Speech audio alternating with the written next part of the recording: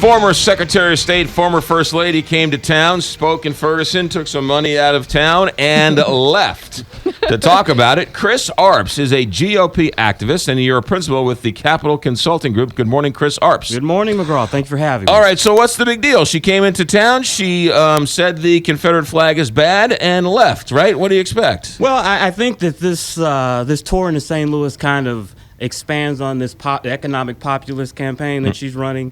I just think it's ironic that she shows up in Ferguson and is talking about she's for the middle class, and this is a person that's worth $100 million a year, right. worth $200 million, and then later she goes to the Bush Mansion and has a private fundraiser. So right. Just the dichotomy of that is kind of ironic. Would you not want her to come to town and go to Ferguson? I mean, you would think I would want any presidential candidate who comes to town to at least visit Ferguson and see what people were talking about. Yeah, and I think so. And I don't know how long this trip was planned. I think it's just a little ironic that we have this situation in South Carolina with the Confederate flag.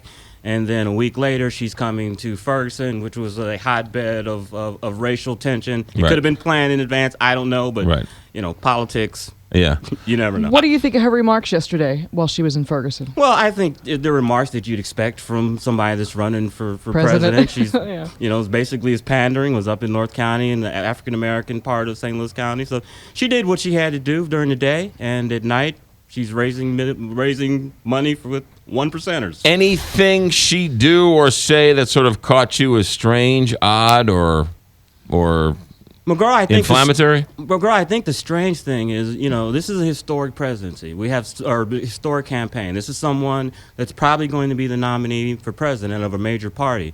It's also historic because this is the first person that's running for president in a primary that's not going to answer any questions. Mm-hmm. I'd like to hear about some of the issues with the foundation, with Benghazi. She's not answering any questions, and the media is letting her do that. Well, you're sort of touching on a sore subject, or the third rail, or with me. It's not just Hillary, but you're right. She's not answering any questions. It's Governor Nixon. It's Attorney General Koster. It's all of these people. They either don't answer questions or go to safe media where they won't be asked the tough questions. Now, you introduced me when I first came in as a GOP activist, and I think if you look at the three people that you just mentioned, there's a theme there. Mm-hmm. They're all Democrats. Okay. That aren't answering questions. Right. So. Well, it's awful hard to get a lot of Republicans on the show, too. Matt Blunt wasn't quick to come on the show either. Well, you're a tough guy to, No one wants to be grilled at 6 o'clock in the morning. They're afraid of Come on. You're here. We're nice to you for the most part. Well, the good thing is I live about 10 minutes from here. So. Okay. You can just run home. But it's so, everything is so staged now, and everything is so pre-planned and pre-produced that everything down to the people who stand behind them, right? They're bought and paid for. Right. The protesters are bought and paid for. Ferguson was bought and paid for. Right. So all of this is staged for the cameras, and you don't get any real one-on-one action with any of the voters and or the media. No, you don't, and it's been like that for a long time. But, I think with social media, with the traditional media, I think they just need to press her that you need to start answering questions about this foundation. You need to start answering questions about Benghazi. You are going to be the nominee for president. People have a right to know what you stand for and don't want to see you running around and not answering questions. I think she at least owes us that. Well, I think the Confederate flag and the tragedy in South Carolina was a distraction that worked in her favor. Oh, I mean, it did. She was able to avoid all that because the hot topics were, those. Yeah, it those did. two.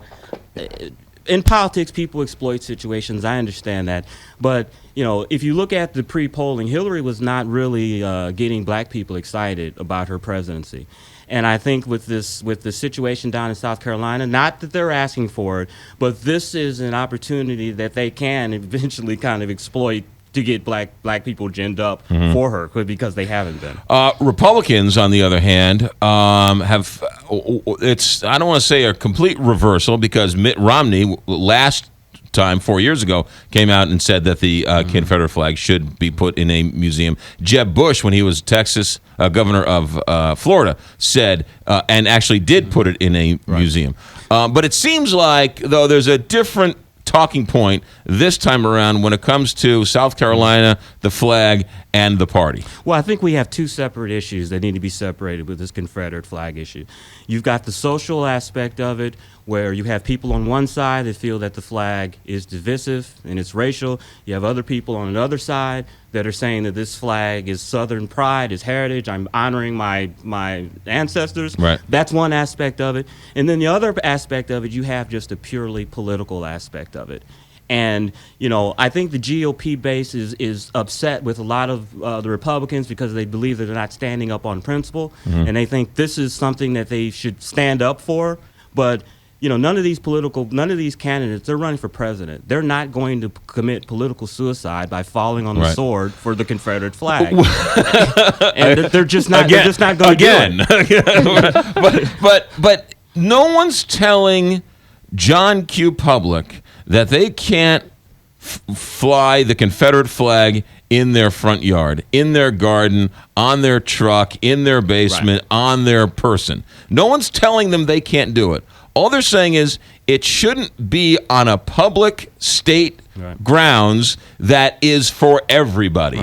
And that doesn't seem that terrible of an idea or that egregious. We're not trying to offend someone's grandfather. If you want to support him and put a Confederate flag on someone's grave, feel free to do it. Just don't put it on the courthouse steps. Yeah, and that's my position on it. You know, as an African American, that flag means, you know, things that are different to a white person. But I think the thing that some white people. I think the thing that offends a lot of people's sensibilities is, you know, this flag is on the state grounds. The law says that it cannot be lowered. It's padlocked. And I think the irony and the symbolism of seeing the American flag and the South Carolina state flag lowered at half-mast, and here's the Confederate flag still flying at full mast, offends a great deal of people. I agree. It also offended me, and I talked about it on Friday. It's like you can't not continue to do it that way. Right. And it's nice to see that so many people are coming on board. That's Chris Arps, GOP activist, also a principal with the Capital Consulting Group. Will you come by from time to time? I will. Appreciate it. Enjoyed it. Every time Hillary comes on the show, you'll be on the show. You know How what? about that? Well, Missouri's a red state, so I don't think she's going to be coming that often, probably, just for money. Chris Arps, thanks for coming in. Thank you. Chris. Appreciate it. You got it. 7:30 here, Big 550 KTR.